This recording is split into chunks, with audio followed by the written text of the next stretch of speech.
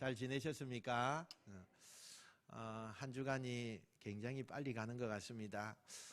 금방 주일이 지났는데 또 여러분이 보고 싶었다 보니까 또 주일이 와서 여러분을 만나 뵈니까 얼마나 좋은지 모릅니다. 요즘에는 날씨가 조금 풀렸다가 날씨가 비가 오기도 하고 또 봄비인가 하면 또 날씨가 좀 추워졌다가 이렇게 되어집니다. 건강 유의하시고 하나님이 주시는 평강의 역사가 여러분의 모든 면에 나타나시길 축원합니다.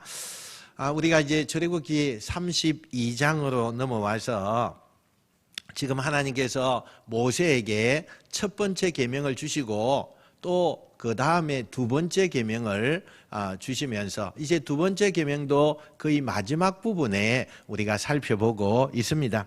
40일 동안 시내산에서 모세와 하나님이 즐거운 대화를 하시면서 하나님이 주시는 십계명을 받고 있습니다. 그 행복했던 40일, 이제는 시내산에서 하나님과의 만남을 끝내고 모세는 산에서 내려오게 됩니다. 그런데 산 위에서 그렇게 하나님과 모세가 행복한 40일을 보내는 동안에 산 밑에 있었던 백성들은 어떠했느냐는 거예요. 산 밑에 있던 백성들이 어떤 모습으로 있었는가? 오늘 32장 1절 말씀에 이렇게 시작을 합니다. 같이 한번 읽어보겠습니다. 시작. 백성이 모세가 산에서 내려옴이 더딤을 보고 모여 백성이 아론에게 이르러 말을 하되 일어나라, 우리를 위하여 우리를 인도할 신을 만들라. 이 모세 곧 우리를 애굽 땅에서 인도하여 낸 사람은 어찌 되었는지 알지 못함이니라. 이렇게 말합니다. 하나님께서 율법을 산 위에서 모세에게 전해주고 있는데 산 밑에서는 어떤 일이 일어나고 있는가? 40일 동안에 하나님과 모세는 한 마음이 되어서 하나님이 주시는 그 계명을 잘 받고 있습니다. 그런데 산 밑에는 모세가 내려오기를 날마다 기다리고 있는 거예요. 근데 아무리 기다려도 모세가 내려오지 않으니까 뭔가 처음에는 사정이 있겠지. 이 정도 우리가 기다리면 모세가 곧 내려오겠지. 이렇게 믿음을 가지고 기다렸는데 하루 이틀 3일 지나고 한 주가 지나고 그래도 모세가 내려오지 않으니까 사람들이 동요되어지기 시작합니다. 이상한 소문이 돌기 시작하는 거예요. 모세가 죽었대.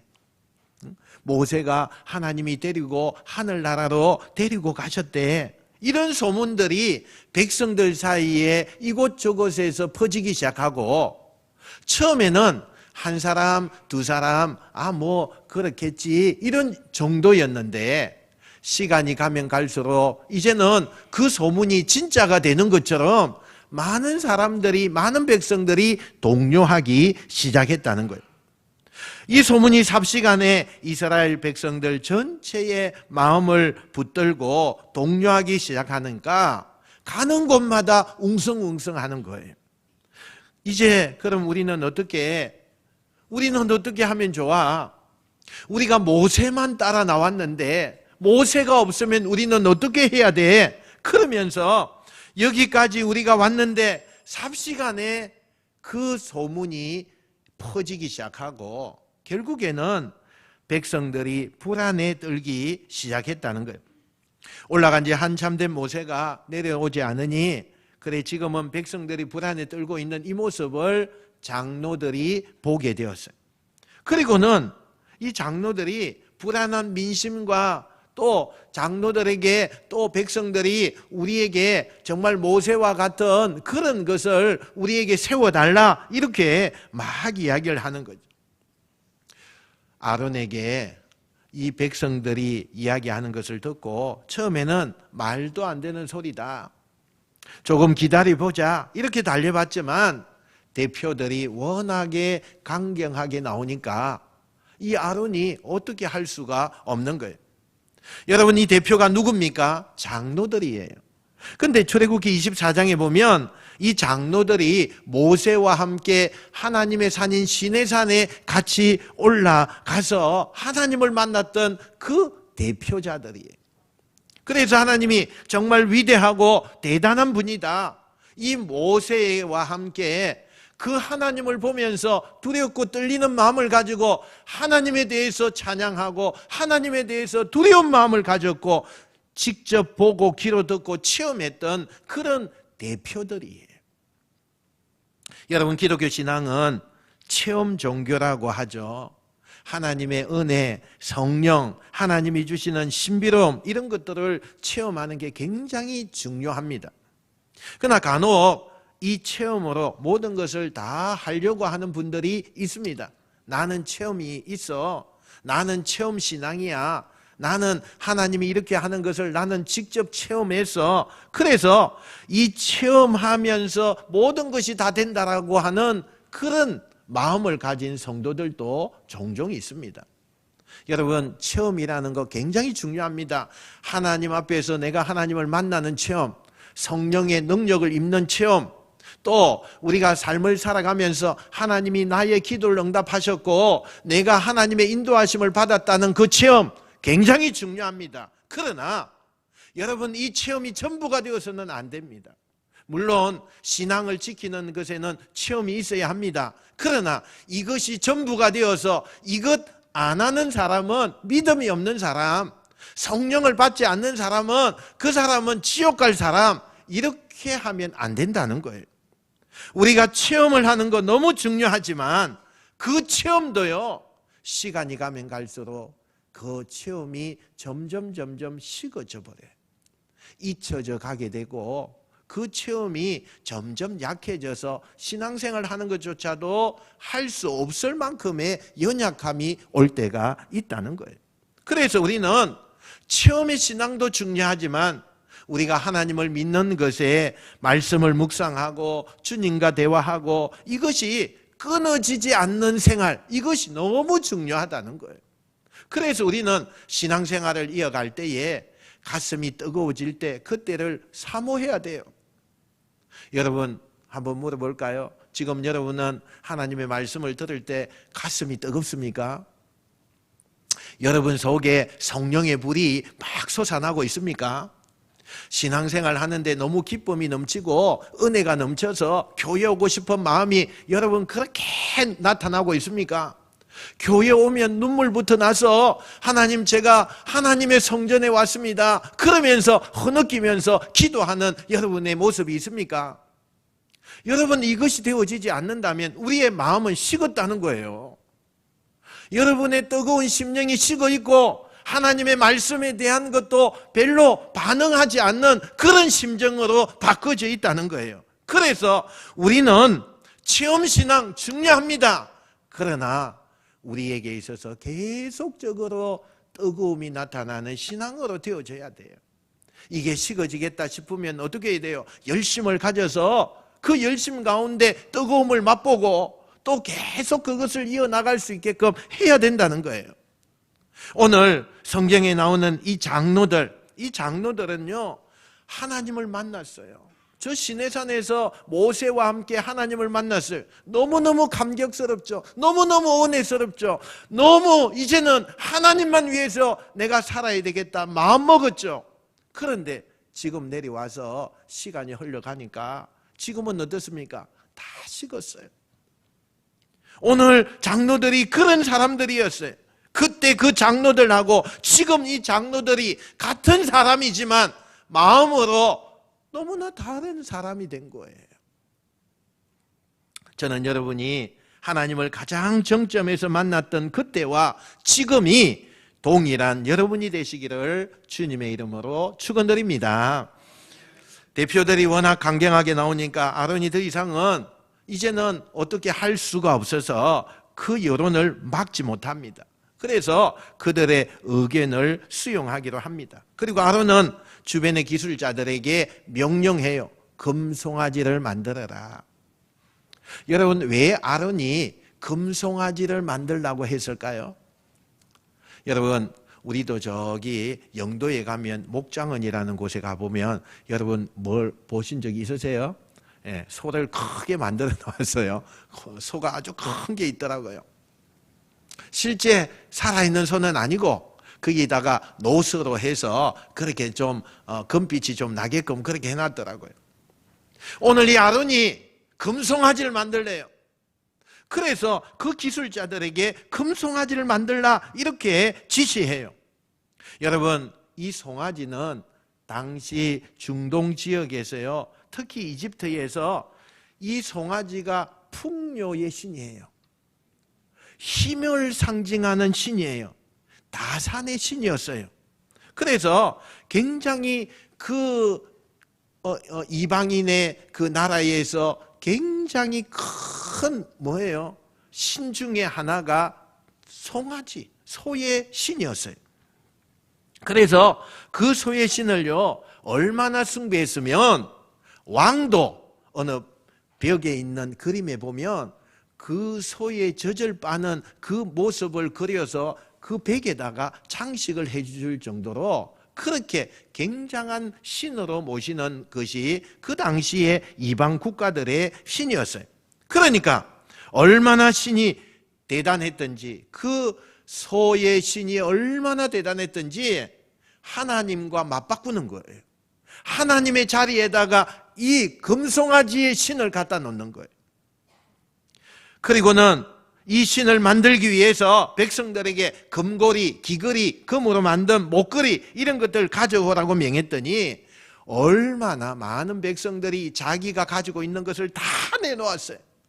아낌없이 내놓았어요. 아낌없이. 그걸 가지고 녹여서 그 거푸집을 만들어 가지고 소의 형상을 거푸집에 만들어서 금으로 그곳에다가 쌓기 시작해요. 그러면서 녹여서 그곳에다가 하니까 그것이 굳어지면서 그 거친 부분이 다 정리되고 드디어 백성들 앞에 태양빛이 비치는 번쩍번쩍 나는 저 금송아지가 태어나게 된 거예요. 백성들이 그것을 보면서 흥분하기 시작해요. 아론이 이렇게 외칩니다. 이것이 너희를 구원할 하나님이시다.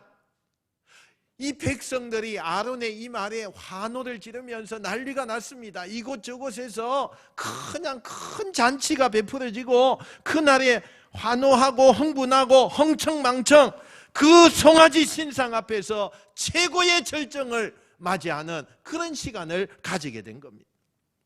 여러분, 우리가 신앙생활 하면서 조심할 거 감정의 표출이에요. 하나님의 은혜와 감정의 표출은 달라요. 우리가 60년대, 70년대, 80년대를 살아오면서 우리 한국 사회에는요, 감정의 굉장한 큰 감정을 우리가 가지고 있어요. 이 감성적인 은혜를 그게 우리 사회 전반적인 모든 곳에요, 이 감성적인 그 마음들이 막 나타나기 시작하게 되고, 그리고는요, 참 많은 사람들에게 그 감정적인 것 때문에요, 어떤 한 노래를 불러도 눈물을 흘리는 그런 우리의 민족이에요. 왜? 너무나 일제의 압박이나 6.25 전쟁이나 이런 것을 겪으면서 정말 마음 아픈 일들이 많이 있었거든요. 또 먹지 못하는 그 보릿고개라고 있잖아요. 저는 뭐 거기에 태어나지 않았지만 정말 굶주리면서 배를 줄이면서 물로서 그 배를 채워가면서 자식들에게는 뭐 하나라도 더 주려고 했던 그 어려웠던 그 시절들.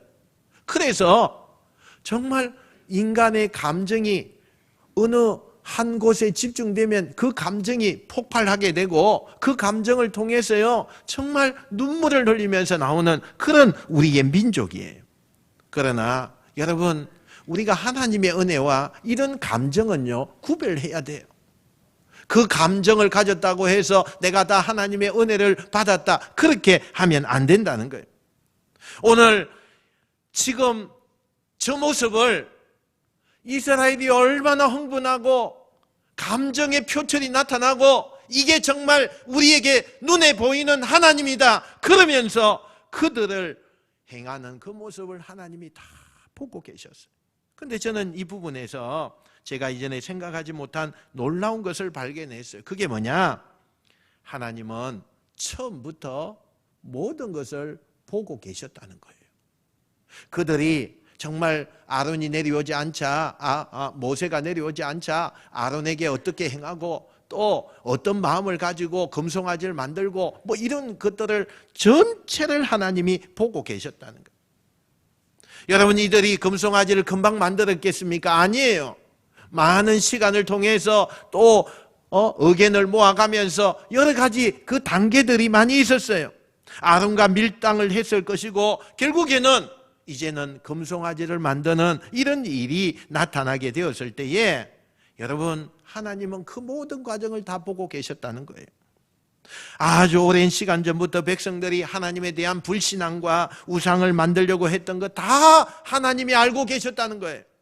그런데 위에서 하나님이 모세하고 40일 동안 대화하는 내내 알고 계셨는데 이걸 모세에게 전혀 내색하지 않고 계속 40일 동안 율법을 다 전하시다가 40일째 되던 날 율법을 다 마친 다음에 비로소 모세에게 그때서야 산 밑에서 일어나고 있는 일들에 대해서 염려와 분노의 마음을 모세에게 전달하는 거예요.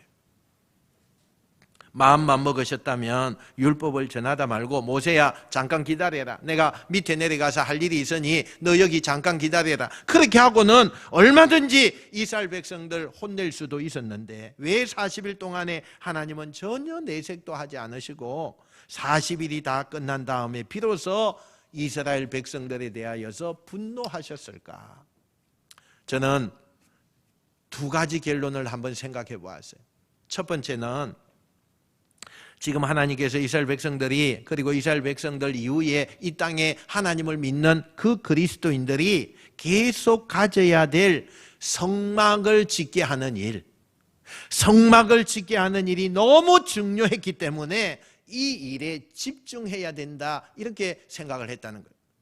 그러니까 성막 짓는 일이 하나님에게는 너무 중요한 일이고 지금 당장 해야 되는 일이고, 그래서 이것을 마무리하고 싶었던 하나님에 대한 일의 사명에 대한 집중도, 그래서 40일 동안에 이 일부터 끝내야만 했다는 거예요. 두 번째, 우리 그런 말 하잖아요. 야, 나 말리지 마, 나 말리지 마, 이렇게 큰 소리 치는 분들 있죠. 그 뜻은 뭐예요? 나 좀 말려줘, 이런 뜻이잖아요. 우리 심리상 보면 정말 하고 싶을 때는 말 안 하고 하죠. 그러나 큰 소리로 막 하잖아요. 나 말리지 마, 나 이거 할 거야, 말리지 마. 그거는 말리라는 거예요. 혹시 여러분 중에 그렇게 이야기하면 가서 말리세요. 그렇게 해야 돼요. 하나님께서 지금 뭐라고 하는 거예요? 내가 정말 분노하고 내가 이렇게 화가 나 있고 이러면 막 뭐예요? 오늘 나 말리지 마 하듯이 하나님도요, 그들을 기다리고 있는 거예요. 이 40일 동안에 이 성막을 지금 짓고 계명을 만드는 이 40일 동안에 그 40일 안에 그 백성들이 깨닫고 하나님께로 돌아오기를 간절히 원하고 있는 거예요. 내가 가서 혼내기 전에 그들이 알아서 깨닫고 다시 돌아오기를 간절히 원하고 있다는 거예요. 우리가 종종 이런 때가 있잖아요. 우리가 어떤 선택의 갈림길에서 이게 하나님의 뜻이 아닌 것 같은데 다급하고 또는 내가 너무 해야 되는 일인데 그걸 하나님의 뜻은 아닌 것 같은데 하는데 계속 잘 풀리는 일이 있어요. 이게 하나님의 뜻이 아니면 안 풀려야 되는데 내가 그냥 임의로 하는데 그 일들이 잘 풀려요.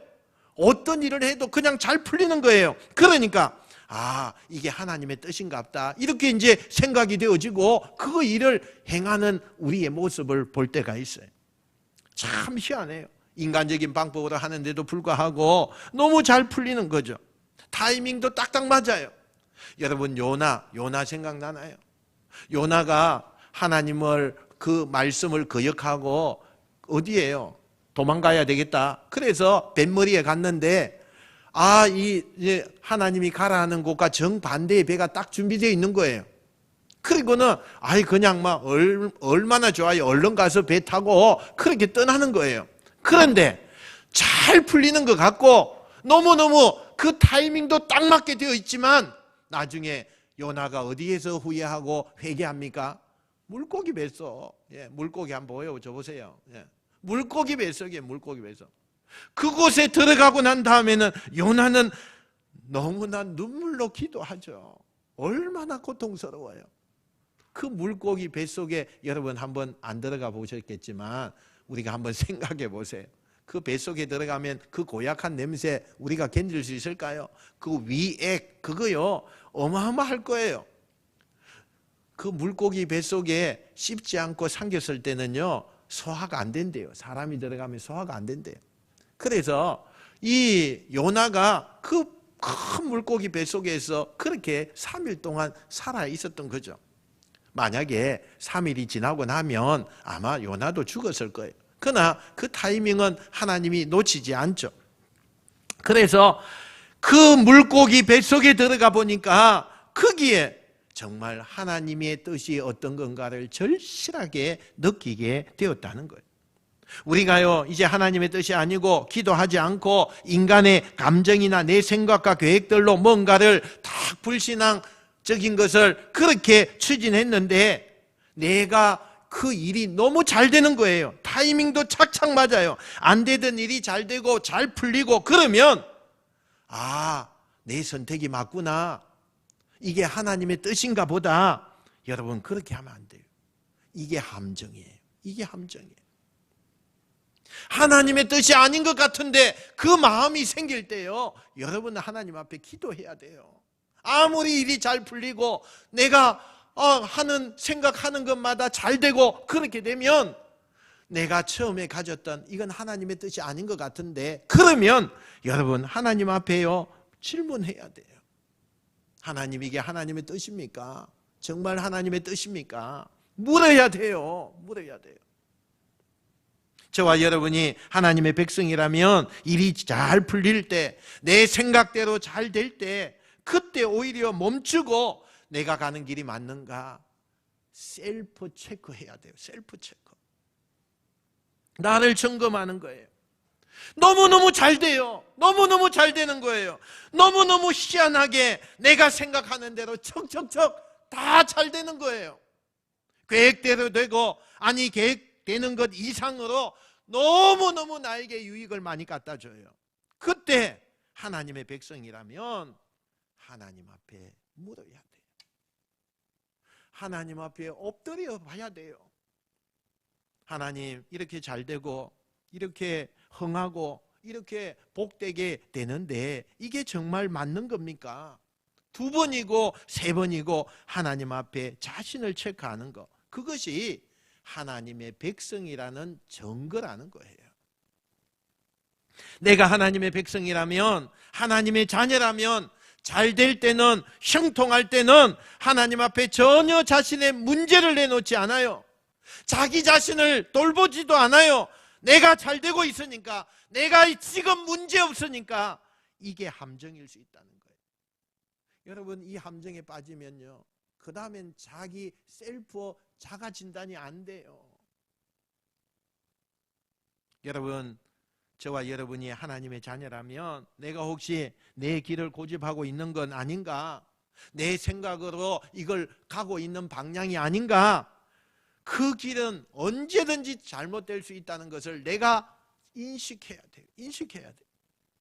내가 정말 하나님의 자녀고 하나님의 백성이라면 잘 될 때 가던 길을 멈추고 하나님 앞에 물어봐야 돼요. 그래서 하나님이 아무리 잘 되는 내 길이라 할지라도, 평안히 가는 길이라도 아니라고 말하면 그때는 돌이킬 수 있을 때 그게 하나님의 백성의 삶이에요. 끝까지 하나님이 아니라고 하는데 가면 안 돼요. 그러면 하나님께서 그 끝까지 가는 도중에 매를 드시는 거예요. 브레이크가 없는 인생, 사람이 욕심이나 자기 계획이나 자기 생각이 앞서면 하나님은 브레이크 그거 작동하지 않는 거 책망하시는 겁니다.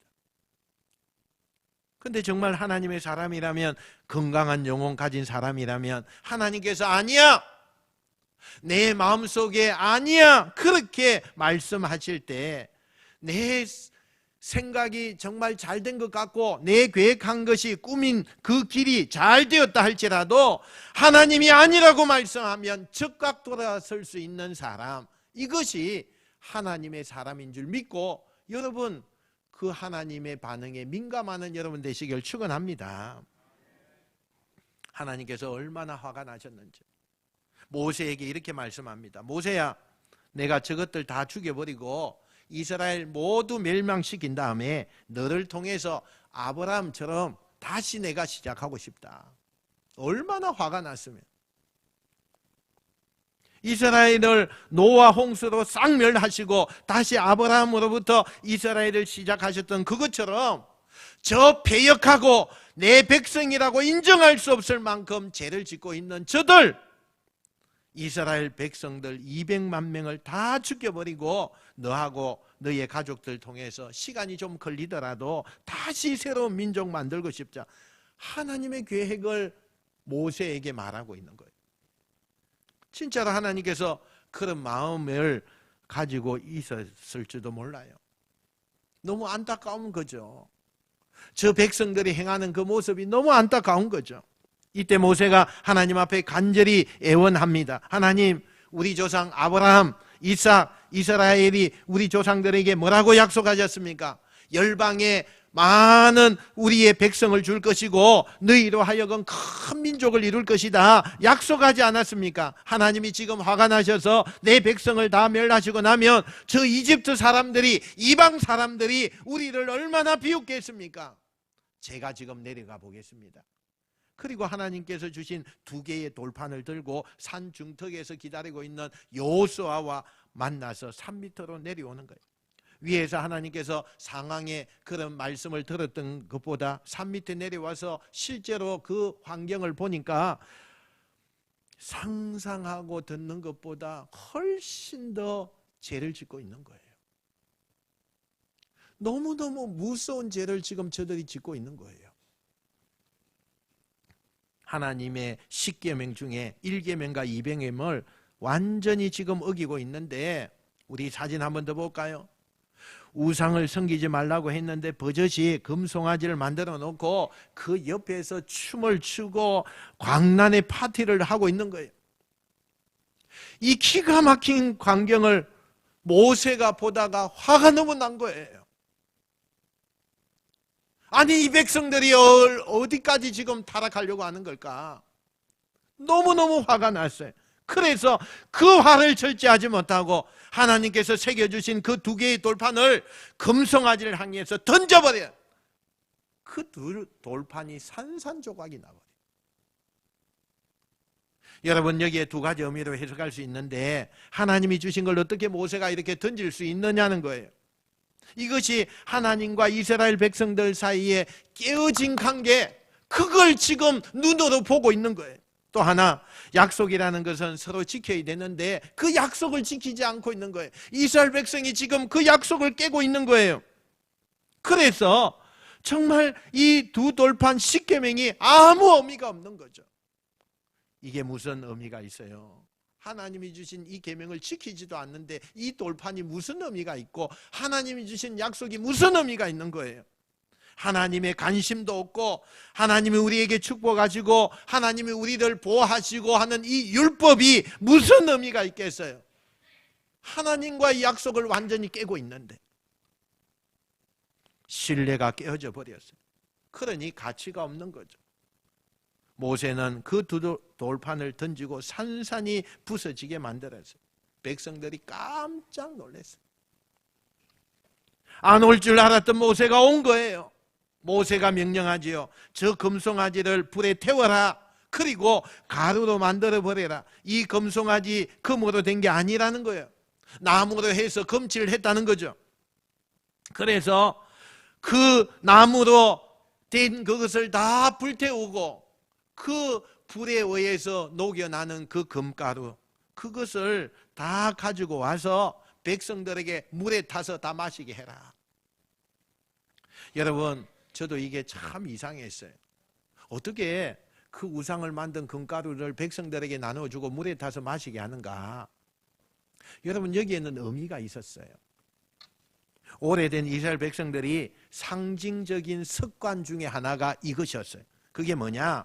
추악하고 더러운 것들을 완전히 소멸해야 할 때, 그때는 그걸 마셔버리게 해서 그들이 완전히 소멸했다는 것을 증명하는 그런 간섭이 있었어요. 이 상황을 완전히 소멸시켜 버리겠다고 하는 오랫동안 가졌던 전통에 의해서 그 금가루를 타 마시게 했어요. 여러분, 금송아지를 불에 태웠다는 얘기는 이스라엘 백성들에게 보여주는 거예요. 너희들이 그렇게 두려워하고 때로 흥분하고 열광하는 이 금송아지 아무것도 아니라는 거예요.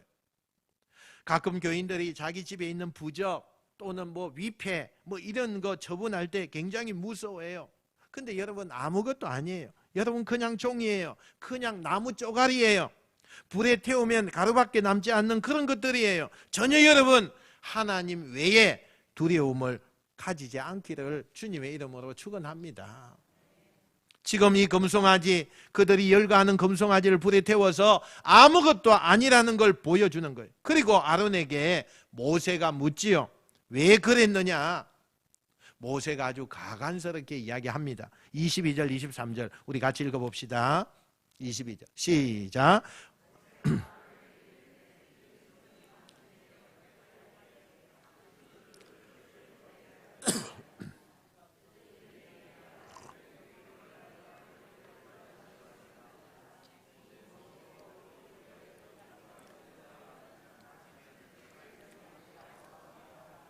아멘.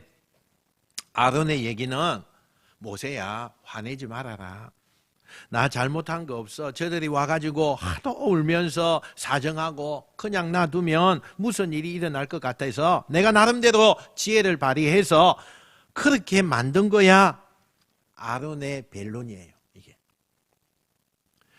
이때 옆에서 듣고 있던 이 백성들이 흥분한 채로 모세에게 따집니다. 이게 다 당신 때문이야. 당신이 늦게 내려왔잖아. 당신이 안 내려왔잖아. 그래서 제때 내려오지 않았으니까 우리가 금송아지라도 만들어서 하나님을 섬겨야 되지. 이렇게 막 백성들이 따지는 거예요.